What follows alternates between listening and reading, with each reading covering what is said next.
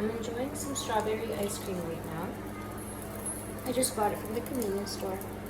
And this spoon, I thrifted from a local church. I'm listening to some ambient Howl's Moving Castle.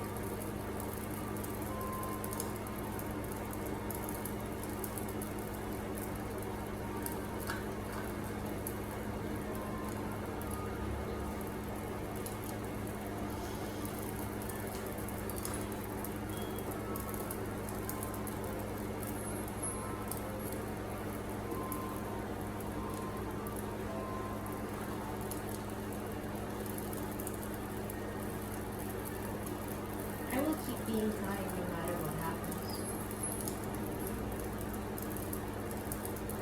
Every hardship that comes my way, I will meet with a gentle hug. Because I know that it's not here to hurt me. It's actually here to heal me. My soul is love. I am the human embodiment of love. I was sent here to love and be loved. So, no matter what happens to me in this life, now going forward, I will stay true to who I am. I will stay true to my love. Because in loving, I maintain the frequency that is my birthright. An extremely high frequency, a frequency that heals myself and the world around me. That is my work. If I let any old thing throw me off my flow, then am I who I think I am?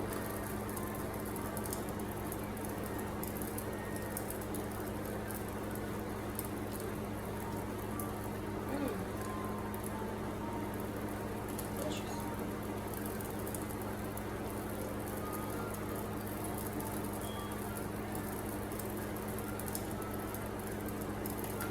There's an art to living. There's a right way to do things.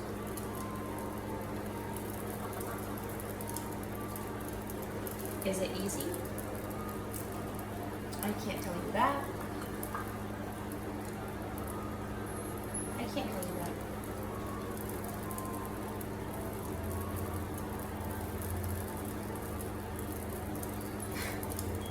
Isn't it so funny when you're when you're young and you're stressing about what you're dealing with in the moment, and you're speaking to someone who's a little bit older, a little bit more experienced, and they tell you with a gentle smile and a soft voice, you have time. You have time. Believe me when I say, you have time to figure it out, to come into your own. You have time. It might not feel like it in the moment. I mean, why would it? That's the whole point of being immersed in this life journey, isn't it? Is that you have to care. Not care to the point that you completely lose yourself. No, no, no. But you have to care about your role, the role that you play, the position you find yourself in. At any point in time, you have to really be engaged. That is the only way to really live life. That's why you're here, you know? You're here to live. You're not here to kill time. You're not here to numb yourself to what you want.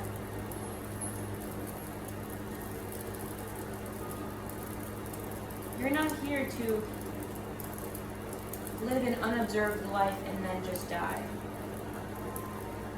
Because life is so brief. Life is so brief and so beautiful. The things that happen to you that you perceive as being unfair, you let them cause you pain. You let them hurt you. But what if you accept them with joy? You know? What if you accept them with open arms and say, yes, thank you, universe. Thank you for reminding me to be present. Thank you for reminding me to never take anything for granted.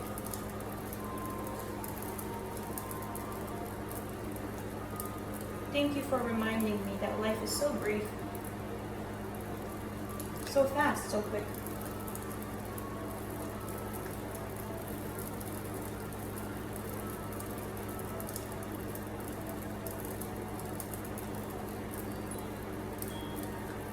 Life moves fast.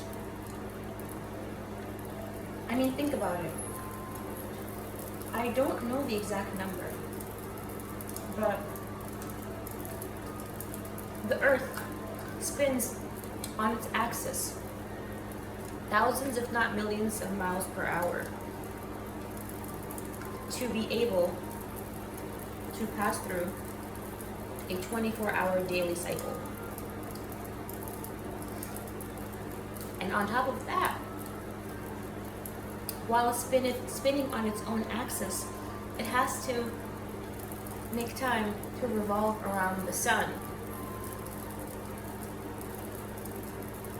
within a 365-day period. In a cycle, in a pattern.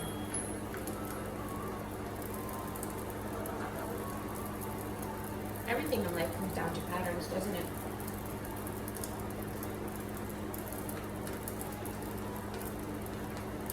That's your day. A life is simply a series of days. So if you want a great life, then make your days great too. First and foremost. Now, I'm not saying go out and do the most insane thing you can possibly imagine, although that is your prerogative.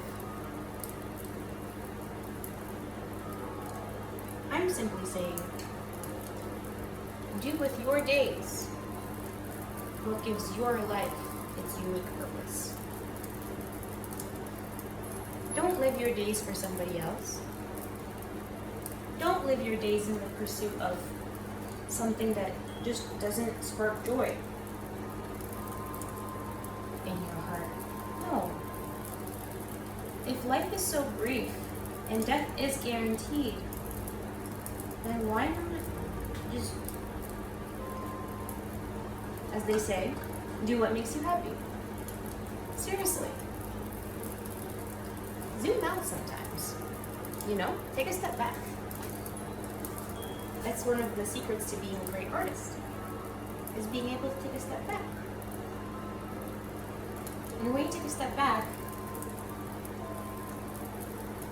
and you see the bigger picture, you realize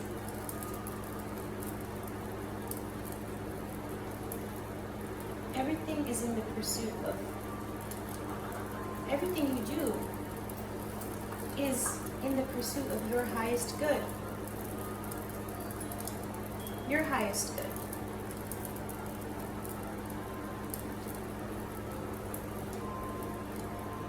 Your ego is kind of like a dog, you know? She needs to be leashed. And you need to have complete control over when and where she comes out. Because your ego is very much connected to the most base human part of you. We associate the ego with the mind and we place the mind, logic and reason, on the highest pedestal as humans living in the 21st century. That may be attributed to the Enlightenment philosophies of the 17th and 1800s. And there is virtue in that, right? You don't want to completely act out of your most base animal instincts. But you also don't want to forget that you are a soul, first and foremost. You are a soul. And when you live your life aligned with your soul's highest good, aligned with your soul's highest purpose, then you won't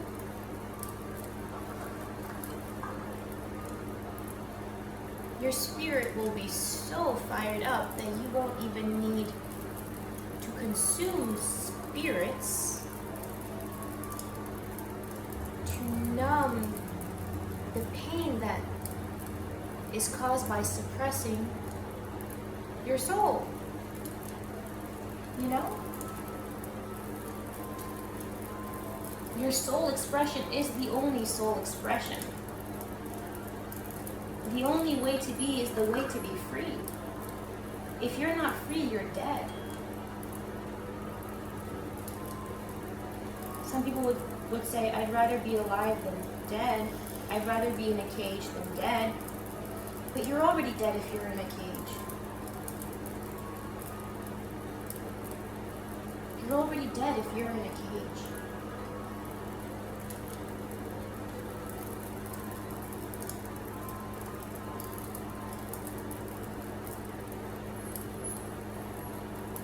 But here's the thing. There are people, historically, writers, revolutionaries, who actually found their freedom while being imprisoned. Isn't that so funny? Maybe it's because in prison you are placed under such. So firstly, there's the physical constrictions of being behind bars, right? Like you can't really leave your environment. You're forced to stay in a specific area for a specific amount of time. And on top of that, there's the extremely strict regimen that they place you under. You eat at a certain time every single day. You exercise at the same time every day. You have your recreational activities at the same time every single day. You speak with and deal with and are surrounded by the same people, day in, day out. But maybe those same conditions create the environment for people to truly become free. Because what does it mean to be free? In my opinion, being free means to let go of everything that is holding you back from doing what makes you the most fulfilled. So let's imagine, right? You are behind bars. I can only imagine because I've never myself been imprisoned. But I can imagine, right? Let's say you're behind bars, and for the first time in your life, you have nothing to do but sit there and think. So you think, right? You think day in and you think day out. Then you become aware that there are educational programs offered by the jail. Maybe there's a pastor that visits every so often to preach the gospel. There's also a library. Books and books and books offered to you for free on any subject you can imagine.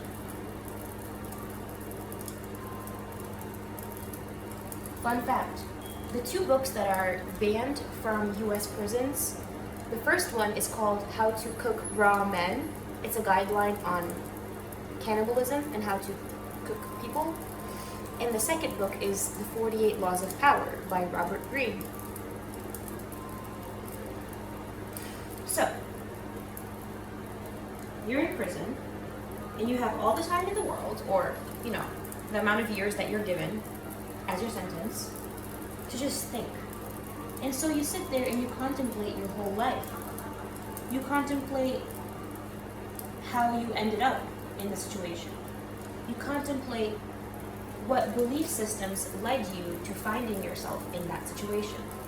You contemplate who was there for you, who is there for you now that you're in this situation, right? Really, who is there for you? Out of all the people who made themselves out to be your friends, who is actually there for you? Who is calling you? Who's visiting you weekly? Who is actually doing that for you?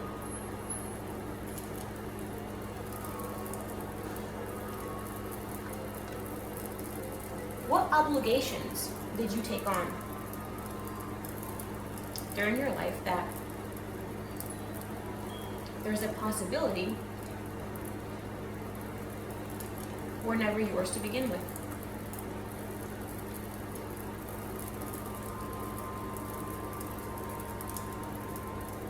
In what ways have you allowed your outside circumstances to alter your perspective in a way that may have disempowered you? Or, conversely, in what ways have your circumstances made you an even stronger individual? You start to think,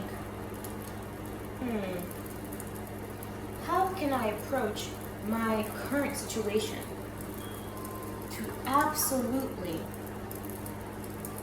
see it as a favor to me, to see it as something that serves me?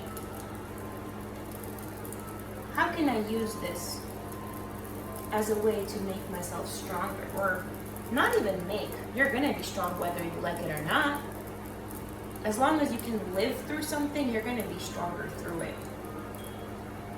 On the other side of hardship is always a world of unknown strength that all you need to do is recognize and be willing to accept.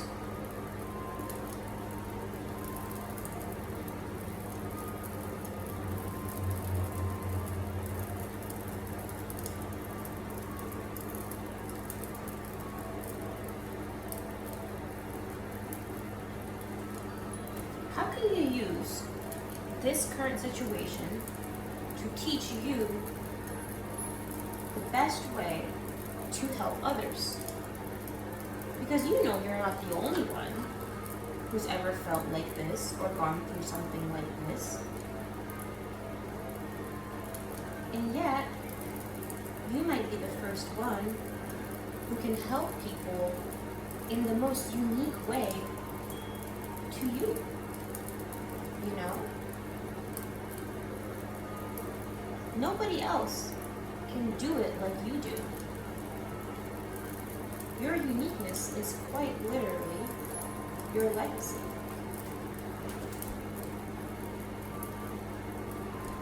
Your uniqueness is your legacy. The way I present something, the perspective I offer, might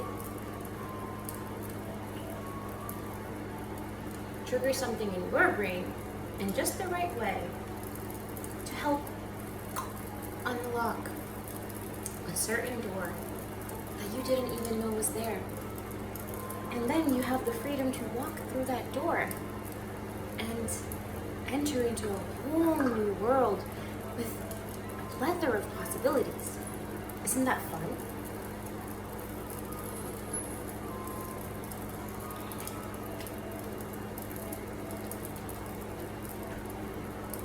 Nothing happens to you. It always happens for you. It's an opportunity to be a good student and show the universe, hey, look what I learned. Growth is actually very simple. Growth is experiencing the same situation, the same pattern, maybe in a different way, but same in its essence, and choosing to react differently. Because remember, everything in life, the earth, the cosmos, the planets, the days, the months, the years, everything is a cycle. And if you're unhappy with where you find yourself, all you have to do is break the cycle. Now, breaking a cycle sounds a lot more difficult than it actually is. All it really takes is to identify what part of the cycle you have control over, and then choose to act differently.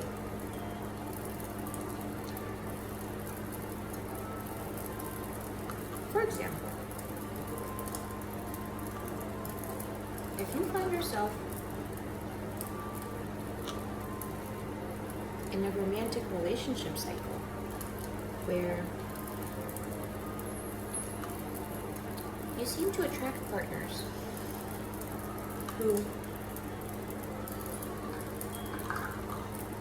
don't appreciate you for your worth. They don't appreciate your presence.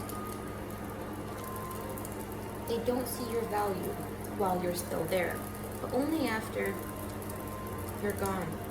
And for you to be gone is quite a feat, isn't it? Because you get attached, you get very committed, and you do everything in your power to make it work. Because you're the universe's good student. You want to do everything well. And yet, the human heart innately has free will. Whether people choose to act in their highest good is up to them.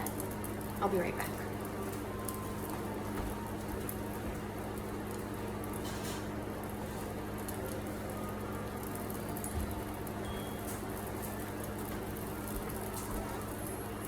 Hello. So, the best thing you can do,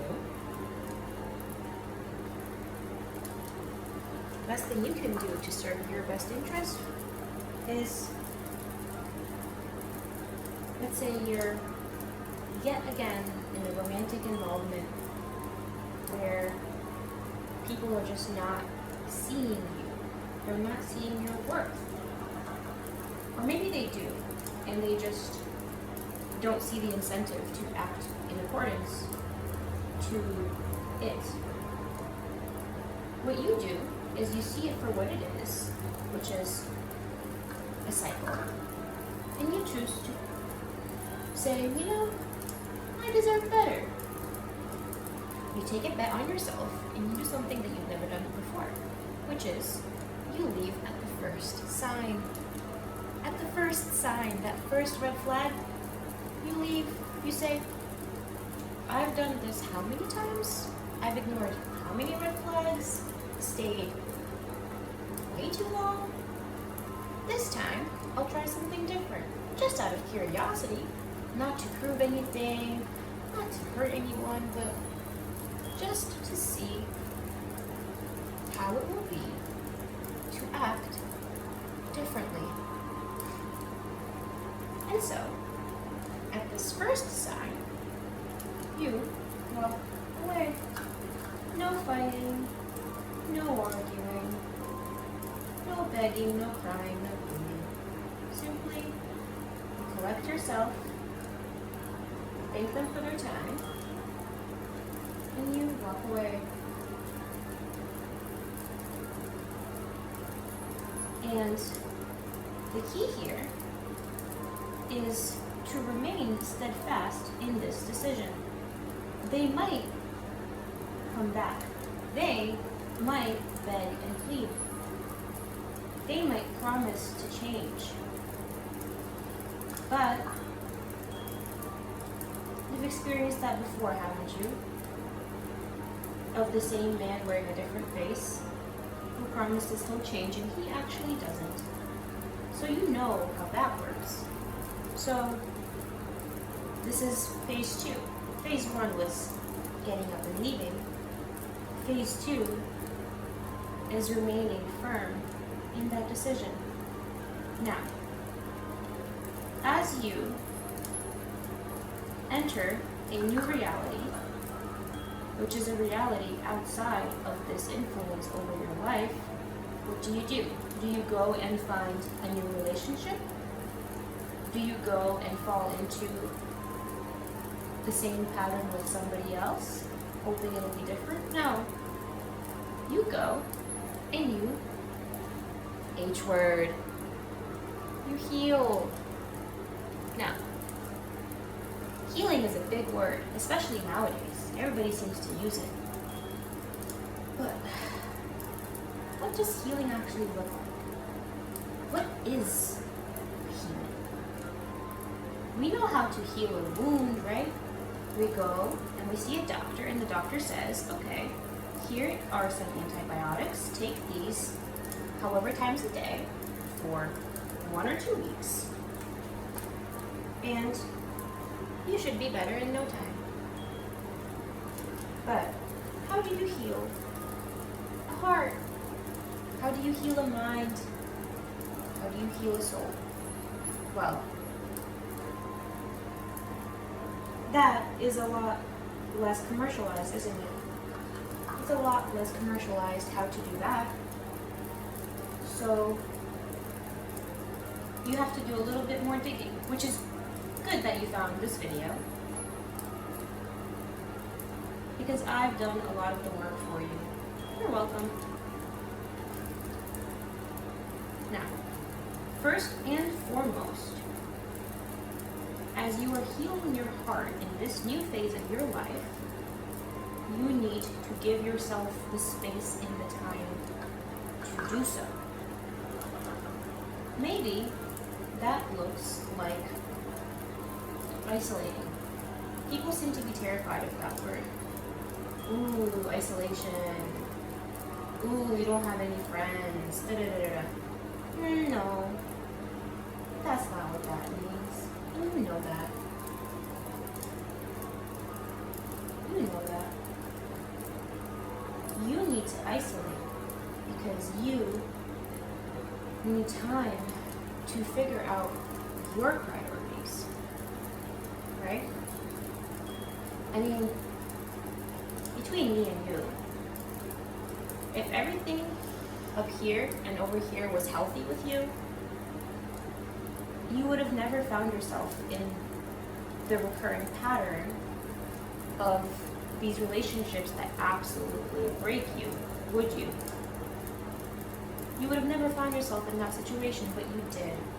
I'm not trying to shame you, absolutely not. If anything, it speaks to your strength that you were able to actually survive those situations, because some people don't. Some people simply die, or they let those things make them very, very bitter. They become an absolute menace to society, and not in a funny way. But you came out of it alive. You came out of it the kind of person that is willing to let it heal them. And even further than that, you are willing to put in the work, so congrats to you. I'm proud of you. I really am.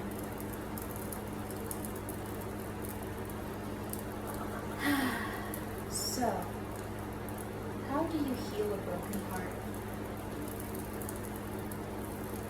I guess everybody heals differently. There are some things that are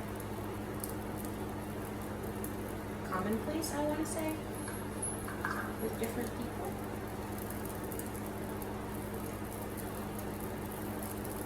For one,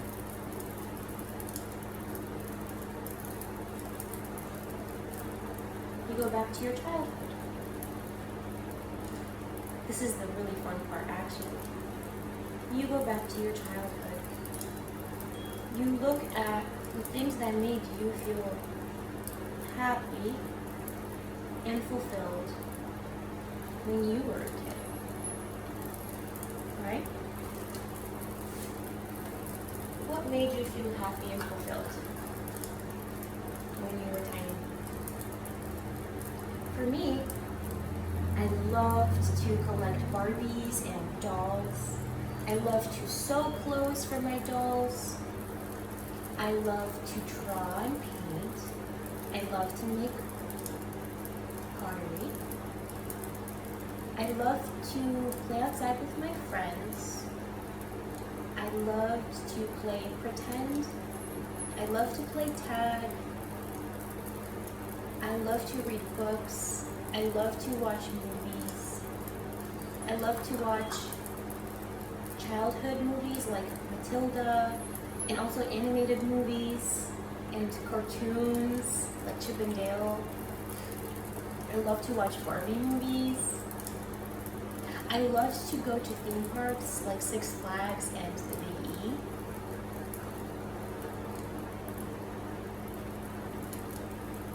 I love to dress up. I love to do my hair. I love to paint my nails. I love to have tea and sweets and chat with my girls.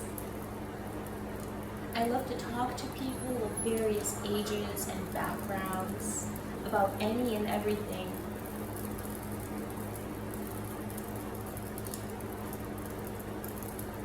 I love to ask questions. Oh yes, questions really get me going.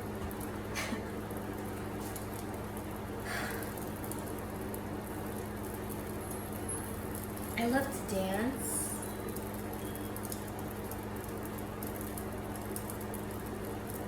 I love to make new friends. I love to go on adventures.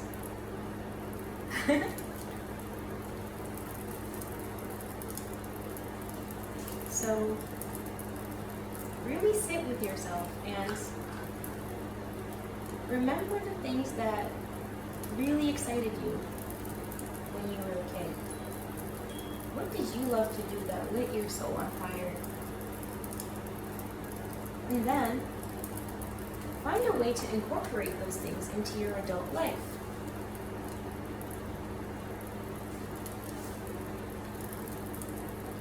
Absolutely, you are responsible to find a way to bring money in and all that good stuff. But try to weave in pockets of time, as much as you possibly can, to practice the things that made you happy. There might be a part of your brain that's like, oh, this is childish, da da da da da. But that part of your brain is just your ego. Tell it to shut the fuck up.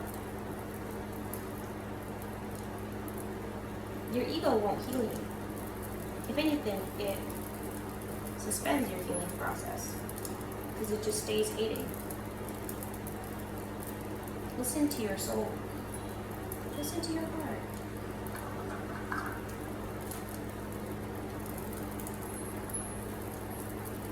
Listen to your heart, and it'll tell you what the right thing to do is. If you need to hear it from someone, hear it from me. That is completely okay to watch your favorite childhood movies. It's completely okay to play dress up. It's completely okay to book that trip and go have an adventure and see new things and meet new people. Expand your horizons. It's okay. You will be okay. The universe won't let you fall. The universe loves when you do exactly what lights your soul on fire. Are you kidding me? The universe loves that. Of course it's happy for you. If anything, it will give you even more opportunities to do those same things that light your soul on fire. You just need to take the first step, is all.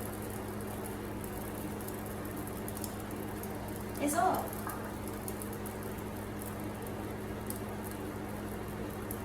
So, I'm gonna end this video right here because I want to take some time alone to process my own stuff. But I do hope that you found this video helpful, and next time I feel inspired, I will see you then. Bye.